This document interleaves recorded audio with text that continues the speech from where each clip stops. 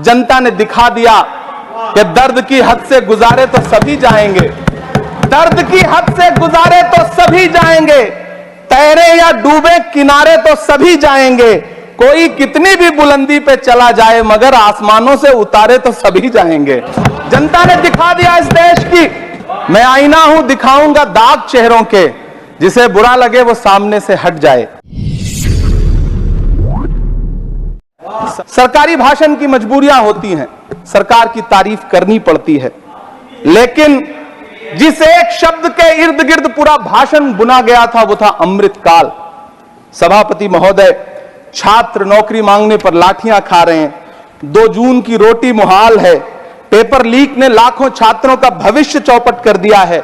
और देश को बताया जा रहा है कि अमृतकाल आया है। कभी कभी मेरा मन करता है कि मणिपुर में निर्वस्त्र करके घुमाई गई बेटियों से पूछूं कि अमृतकाल आया है या नहीं आया है। कभी कभी मेरा मन करता है सभापति महोदय कि देश के लिए ओलंपिक लाने वाली बेटियां जो इसी जंतर मंतर पर घसीटी गई उनसे पूछूं कि अमृतकाल आया है कि नहीं आया है। कभी कभी मेरा मन करता है कि रात के 2 बजे बिना परिवार की मर्जी के हाथरस में जलाई गई उस दलित बिटिया जो बलात्कृत थी, उसको स्वर्ग में संदेशा भेजूं और उससे पूछूं कि आया हुआ अमृतकाल तुम्हें दिख रहा है या नहीं दिख रहा है। कभी कभी मन करता है कि मैं बिल्किस बानो से पूछूं कि देश में आया हुआ अमृतकाल तुम्हें नजर आ रहा है या नहीं आ रहा है। सभापति महोदय, कभी कभी मन करता है कि भीड़ के जरिए लिंच करके मारे गए पहलू खान की 85 साल की दोनों आंखों की अंधी मां से पूछूं कि देश में आया अमृतकाल तुम्हें दिख रहा है या नहीं दिख रहा है। कभी कभी मन करता है कि ईद के कपड़े खरीद कर लौट रहे 17 साल के हाफिज जुनैद से पूछूं, जिसे बल्लभगढ़ में ट्रेन में लिंच करके मार दिया गया, कि अमृतकाल आया है या नहीं आया है। कभी कभी मन करता है नजीब की मां से पूछूं, कभी कभी मन करता है कि तबरेज अंसारी की विधवा से पूछूं, कभी कभी मन करता है कि सहारनपुर के उन 3 बच्चों से पूछूं जिन्हें छत्तीसगढ़ में लिंच करके मार दिया गया।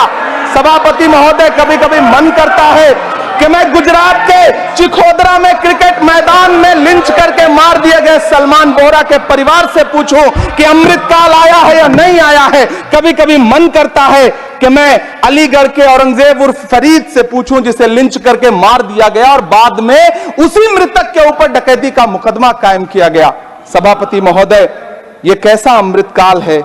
जिसके अभिभाषण में स्वास्थ्य पर सिर्फ आधे मिनट पर चर्चा हुई। कैंसर के मरीज दिन ब दिन बढ़ रहे हैं, हार्ट अटैक से हंसते खेलते बच्चे जान गंवा रहे हैं, कभी क्रिकेट के मैदान में कभी जिम में, और इस सरकार के पास स्वास्थ्य पर बात करने के लिए आधा मिनट है। सभापति महोदय, कोविड वैक्सीन को लेकर के लंदन की अदालत से जो तथ्य देश के सामने आए हैं, उन्होंने भय फैला रखा है। कांग्रेस की सरकारों ने भी चेचक, पोलियो और प्लेग जैसी महामारियों के टीके लगवाए, लेकिन न तो कभी सर्टिफिकेट पर अपना फोटो छपवाया और न कभी उसके नाम पर वोट मांगे।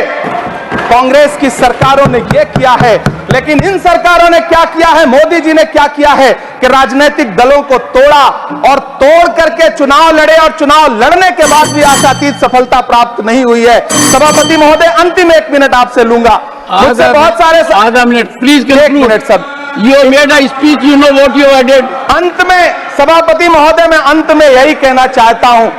कि चुनाव समाप्त हो चुके हैं, सरकार बन चुकी है, लेकिन मुझे इस देश के प्रधानमंत्री जी से यह कहना है कि आप नारे लगाते थे सबका साथ सबका विकास। चुनाव के बाद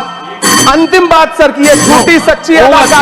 कांग्रेस मुक्त भारत का नारा लगाने वाले प्रधानमंत्री जी अपनी पथराई आंखों से किंग कर्तव्य विमूढ़ होकर समीक्षा में लगे हुए हैं कि आखिर कसर कहां रह गई। भाषाई मर्यादा को तार तार किया गया,